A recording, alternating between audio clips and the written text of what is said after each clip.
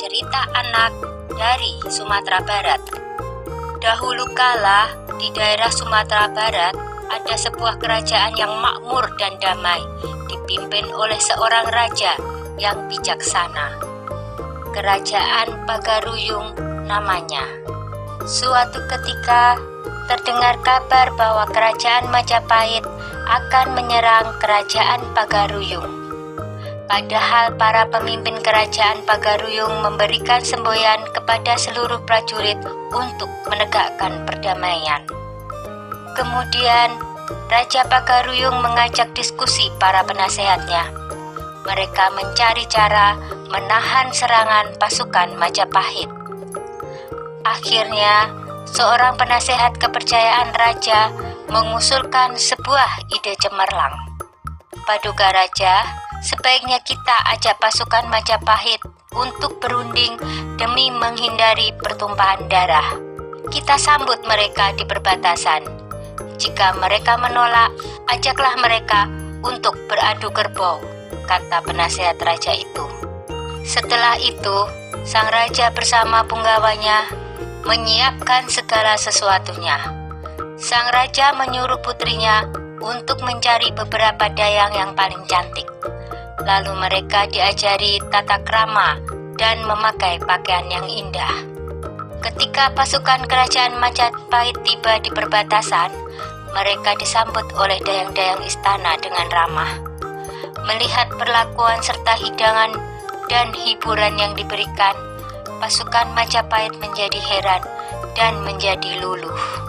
Datuk Tan Tejo Garhano segera mengajak pemimpin pasukan Majapahit ke istana untuk menemui sang raja.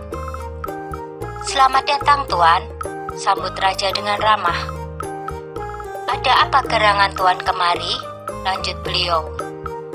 "Kami diutus oleh Raja Majapahit untuk menaklukkan Pagaruyung," jawab pemimpin itu.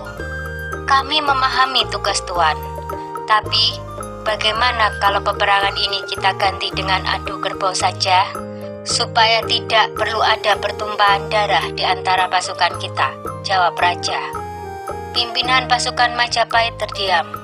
Setelah berpikir sejenak, akhirnya ia pun menyetujui usulan raja. "Baiklah, Paduka Raja, kami menerima tawaran itu," jawab si pemimpin.